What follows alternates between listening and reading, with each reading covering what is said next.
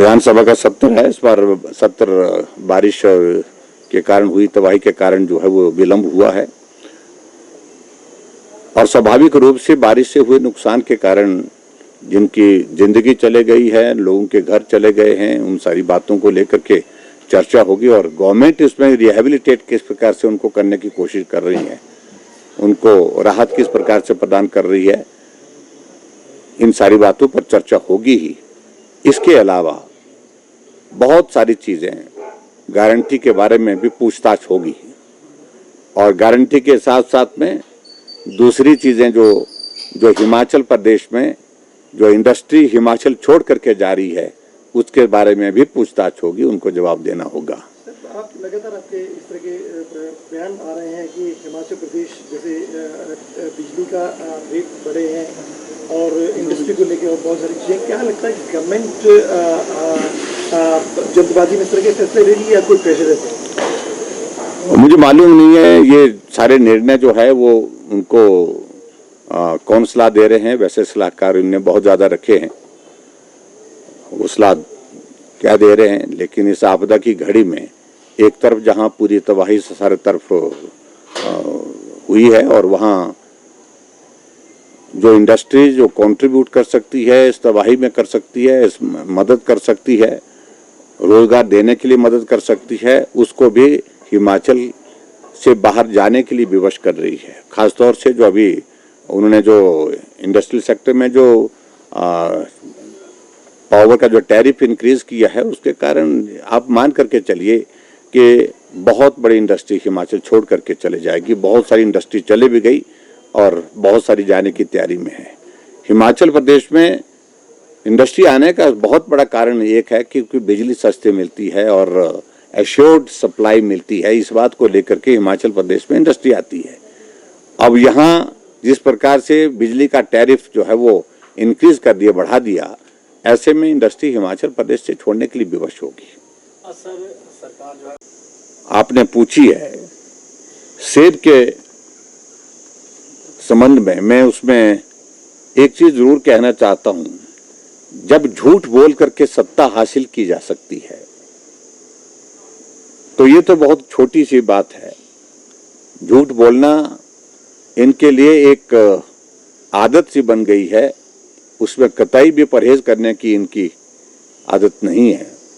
और उस दृष्टि से जिस तरह से उन्होंने अपनी बात कही है, मैं इनको एक बात कहना चाहूंगा। आप कांग्रेस पार्टी की राष्ट्रीय महामंत्री हैं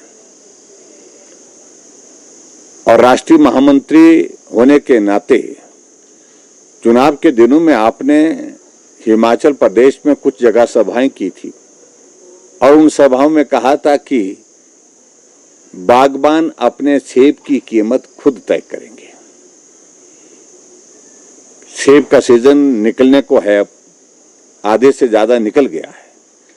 क्या बागबानों को अपना सेब की कीमत करने का अवसर आपने प्रदान किया है? क्या बागबान खुद तय कर पाए हैं कि उनके सेब की कीमत क्या मिलनी चाहिए? ये आपने चुनाव में कहा था। और दूसरी बात, आपने सेब की इंपोर्ट ड्यूटी पर बात कही है और सेब की इंपोर्ट ड्यूटी जो खासतौर से वाशिंगटन से सेब आता है, यानी कि अमेरिका से सेब आता है, उसके संदर्भ में आपने ज्यादा कहा है। और मुझे सचमुच में बहुत निराशा हुई कि कांग्रेस पार्टी की महामंत्री होने के बावजूद उनको फैक्ट्स की जानकारी नहीं है, तथ्य की जानकारी नहीं है। उनको ये जानकारी होनी चाहिए कि सेब की कीमतें जो आप इंपोर्ट ड्यूटी की बात कह रहे हैं उस संदर्भ में 50% पहले भी थी और आज भी इंपोर्ट ड्यूटी 50% ही है, 50% ही है, उसमें कोई भी अंतर नहीं है। मालूम नहीं कहां से ये बात उठाई होगी, कहां से किस रूप में जानकारी दी। हमारे कॉमर्स मिनिस्टर पीयूष गोयल जी ने भी बातों को बड़ा स्पष्ट किया है कि हमारे प्रधानमंत्री नरेंद्र मोदी जी ने एक चीज को बड़ा स्पष्ट किया है कि सेब की कीमत बाहर से जो आने वाली, जिसमें 50 रुपए किलो से कम की कीमत होगी तो उस पर प्रतिबंध लगा दिया, यानी कि बैन किया है। कोई भी सेब 50 रुपए प्रति किलो के कम के दाम के साथ भारत नहीं खरीदेगा। और उसमें अगर जो 50% एक्सपोर्ट ये अपने इंपोर्ट ड्यूटी की अगर हम बात कहते हैं तो उसमें 75 रुपए किलो के हिसाब से, यानी कि सेब भारत अपने देश के अंदर नहीं आने देगा। इस बात को पहले से ही स्पष्ट किया है। नंबर 2, जो एक और चीज जिसका मैं जिक्र करना चाहूंगा कि जो सेब जो है वो ये 50% ड्यूटी के बारे में, जो इंपोर्ट ड्यूटी के बारे में जब बात कही गई कि ये 100% क्यों नहीं, यानी कि इंपोर्ट ड्यूटी 100% लगानी चाहिए। प्रियंका गांधी जी, आपको जानकारी होनी चाहिए, आपकी ही सरकार के दौरान जब कॉमर्स मिनिस्टर आनंद शर्मा जी हुआ करते थे, उन्होंने एक बात को लेकर के एक निर्णय करके रखा है। वो निर्णय यह है कि 50% से ज्यादा इंपोर्ट ड्यूटी किसी इस पर सेब पर नहीं होगी, इससे ज्यादा बिल्कुल भी नहीं होगी। आपकी ही सरकार के दौरान तय हुआ है और उसमें कोई परिवर्तन नहीं किया गया है। और आज आप कैसे कह रहे हैं कि ये 100% होनी चाहिए थी। और दूसरी बात मैं ये जरूर कहना चाहता हूं कि अमेरिका ने कुछ चीजों पर एक वो ड्यूटी लगाई थी, इंपोर्ट ड्यूटी लगाई थी, एक्सपोर्ट ड्यूटी लगाई थी 20% की।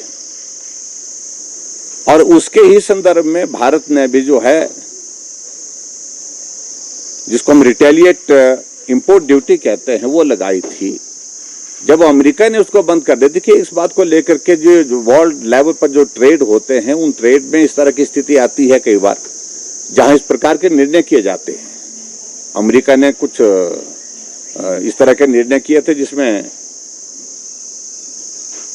उन्हें थोड़ा सा इंक्रीज किया था। भारत ने उसके रिटेलिएशन में इंपोर्ट ड्यूटी जो है 20% इम्पोज की थी, लेकिन अब सहमति बनी उसमें कि भाई वो उन्होंने भी उसको रोक दिया और भारत ने भी रोक दिया। सिर्फ बात इतनी कर है। लेकिन ये सारी चीज से जो है हिमाचल के सेब पर भारत के अंदर जहां से भी सेब पैदा होता है उसके रेट्स पे कोई भी अंतर, कोई भी फर्क नहीं पड़ने वाला है। इस बात को मैं बड़ा साफ कह रहा हूं। इंपोर्ट ड्यूटी पहले भी 50% थी और आज भी 50% है। और ये झूठ बोल करके बागवानों को गुमराह करने की कोशिश है जो हो रही है, ये बहुत दुर्भाग्यपूर्ण है। जो इम्पोर्ट ड्यूटी थी उसको रिड्यूस करके 50% कर दिया, जबकि हिमाचल के लोग तो 50 और 100 की बात कर रहे हैं। तो कितना सच है इसमें, और क्या हिमाचल के साथ इस तरह के केंद्र सरकार भेदभाव कर रही है?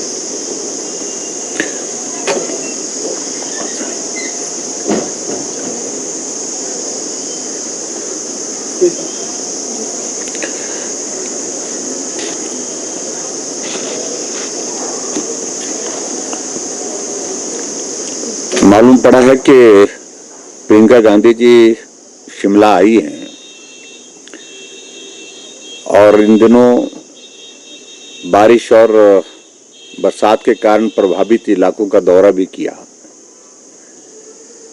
लेकिन मेरा ये कहना है कि प्रियंका जी, आप तो हिमाचल की रहने वाली हैं। जब बारिश थम गई, बरसात चले गई नुकसान करके, आपका हिमाचल आना बहुत देर से हुआ है।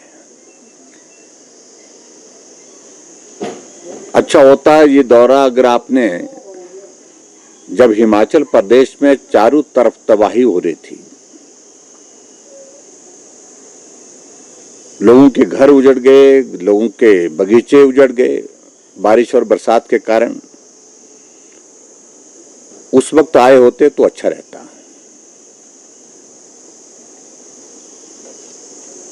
और उस वक्त अगर आए हिमाचल प्रदेश में, हमारी पार्टी के राष्ट्रीय अध्यक्ष जगत प्रकाश नड्डा जी आए, जब चारों तरफ तबाही का आलम था। अगर उस वक्त आपदा की घड़ी को सही मायने में साझा करने के लिए कोई आए तो नितिन गडकरी जी आए। अभी आपका आना, इस पर मैं कोई बहुत ज्यादा टिप्पणी नहीं करना चाहता हूं। ये मकसद सिर्फ राजनीतिक दृष्टि से आने का है, इसके सिवाय और कुछ भी नहीं। और उसके साथ साथ में जहां आप गई, चाहे कुल्लू गई, चाहे मनाली गई, चाहे वो शिमला गई, उसके बाद जो आपका बयान आया है, उस बयान में भी आपने एक ही बात राजनीतिक जो कही है कि सुक्खू जी तो कर रहे हैं लेकिन केंद्र नहीं कर रहा है।